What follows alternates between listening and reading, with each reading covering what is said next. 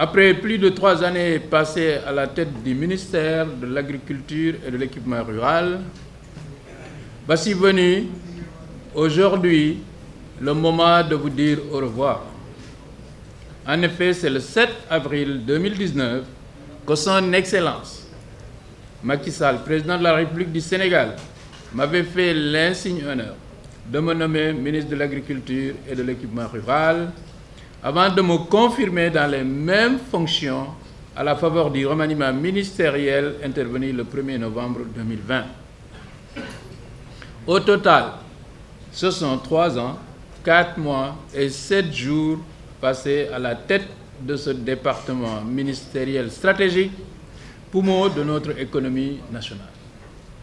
3 années de mission au service de la nation et de nos braves agriculteurs pour une mise en œuvre efficace de la vision du président de la République dans le domaine agricole. Monsieur le ministre, le ministère de l'Agriculture et de l'Équipement rural est un département particulier, débordant d'activités sans pratiquement aucun moment de répit. En effet, de la campagne d'hivernage à la campagne de contre-saison chaude, en passant par la campagne horticole et les campagnes de contre-saison froide, toutes les activités doivent être rigoureusement planifiées. De même, leur mise en œuvre requiert une attention particulière. Et que dire de la campagne de commercialisation de l'arachide, moment fort de la vie économique et sociale de notre nation, pour paraphraser son Excellence le Président Macky Sall. Pour relever ces défis, nous nous sommes inscrits dans une quête permanente d'efficacité, accompagnée de collaborateurs dévoués à la tâche, avec le soutien indéfectible de nos collègues ministres et la bienveillante attention de son Excellence Macky Sall, Président de la République. Ainsi, à la faveur d'une meilleure rationalisation des ressources budgétaires mises à notre disposition et plus de célérité dans la distribution des intrants, les productions agricoles ont sans cesse augmenté depuis 2019, nous permettant de consolider les excellents résultats enregistrés dans ce domaine depuis 2012. Par exemple, la production céréalière est passée de 2 768 799 tonnes en 2019 à 3 640 545 tonnes en 2020 et 3 480 394 tonnes en 2021. Dans le même sillage, la production d'arachide a également atteint d'excellents niveaux ces dernières années, passant de 1 421 288 tonnes en 2019 à 1 797 486 tonnes en 2020 et 1 677 804 tonnes en 2021. Par ailleurs, dans le souci constant d'améliorer les revenus des producteurs, le président de la République a favorisé la hausse régulière du prix aux producteurs de l'arachide, qui est passé de 175 francs kg en 2012 à 210 en 2020, avant d'atteindre 250 en 2021 et 2022. Ainsi, ce sont plus de 524 milliards de francs CFA directement perçus par les producteurs d'arachide en 2019, 2020, 2021 et 2022, si on se réfère à la collecte officielle enregistrée durant ces 4 campagnes de commercialisation. Je dois par exemple souligner aussi que, avec les changements qu'on a opérés dans les campagnes par rapport au financement, les 3 dernières campagnes qui nous avaient coûté à peu près 30 milliards de compensation aux huiliers, il faut reconnaître que pour les 3 dernières campagnes, le Trésor sénégalais a enregistré à peu près environ 9 milliards de taxes dues à l'exportation des graines d'arachide. De plus, en dépit de la conjoncture mondiale rendant difficile l'accès aux fertilisants, l'État est toujours venu en soutien aux producteurs en maintenant le niveau de subvention malgré le renchérissement des prix. Pour ce qui est du matériel agricole également, le programme d'équipement du monde rural s'est poursuivi grâce au soutien de la Banque africaine de développement en partenariat avec la DER/FJ, qu'il s'agisse du matériel motorisé ou de traction animale. Par ailleurs,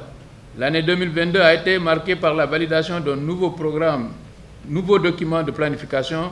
le programme agricole de souveraineté alimentaire. Ça tombe bien, maintenant vous avez le vocable souveraineté alimentaire dans l'intitulé de ce nouveau ministère, qui devient le nouveau référentiel devant servir de levier d'action de notre politique agricole. Je remercie le président de la République, son Excellence Macky Sall, pour la confiance placée à ma modeste personne. Noterez avec moi les nombreux défis qui se dressent devant nous, tout en restant confiant à votre accompagnement sans relâche. En réponse à la crise alimentaire qui a secoué le monde et au regard du contexte international, le gouvernement du Sénégal a pris l'option de mettre en œuvre le programme de résilience économique et sociale et d'ajuster le plan d'action prioritaire de la phase 2 du PSE en un plan d'action prioritaire ajusté et amélioré. Ce plan est décliné sur le plan agricole par le programme agricole pour une souveraineté alimentaire durable que vous avez eu l'immense mérite d'élaborer ces dernières années avec vos équipes si performantes en rapport avec l'ensemble des acteurs, des utilisateurs et des partenaires du Sénégal. Ainsi, les interventions phares identifiées dans le cadre du PASSAT s'articulent autour de 3 programmes. Le programme de renforcement de la riziculture qui est une continuité du PNAR, le programme du développement de l'horticulture, le programme de développement des céréales sèches. Mesdames et messieurs, il me plaît de rappeler que les nombreux investissements consentis dans l'agriculture sénégalaise ont permis la relance de la croissance agricole à un taux annuel de 9% depuis 2015, dont 6,% pour les cultures vivrières, 7,6% pour les cultures de rente. Ils ont ainsi contribué à la réduction de la pauvreté, créé des emplois et réduit l'insécurité alimentaire. Le secteur de la transformation a aussi fortement cru, avec une bonne croissance des produits agricoles localement transformés. Toutefois, la pandémie de la Covid-19, combinée à la guerre russo-ukrainienne, ont globalement affecté les résultats attendus ces dernières années. Le PASSAT, articulé au Programme national d'investissement agricole pour la sécurité alimentaire et la nutrition, au PSE, aux politiques sectorielles de l'agriculture,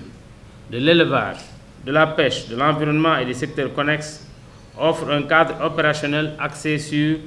le droit du peuple sénégalais à une alimentation saine et culturellement appropriée, produite avec des méthodes durables de ses propres systèmes agricoles et alimentaires. Les axes opérationnels du programme consisteront à mettre en application la politique de développement agro-sylvo-pastoral, alignée aux ZDD pour le compte desquels l'ONU a initié des concertations pour l'avènement de systèmes alimentaires durables. C'est pourquoi le Sénégal poursuivra la réponse à l'appel du secrétaire général de l'Organisation des Nations Unies en s'engageant dans une série de dialogues de haut niveau sur les systèmes alimentaires portant sur l'ensemble des départements ministériels impliqués dans le programme national d'investissement agricole pour la sécurité alimentaire et la nutrition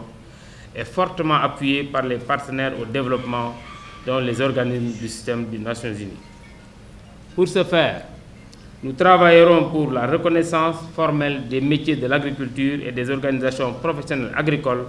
en vue d'améliorer substantiellement l'emploi en milieu rural. La facilitation de l'accès à la terre